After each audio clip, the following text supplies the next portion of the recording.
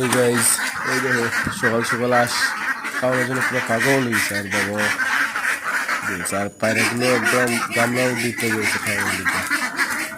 তো দেখতে পাবো, চলো।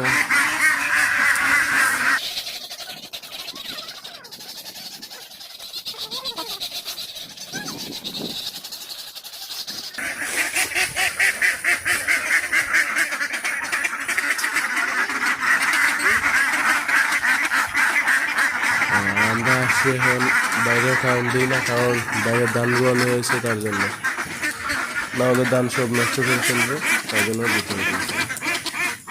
তো আজকের জন্য টাটা, দেখা হবে নেক্সট ভিডিওতে। টাটা।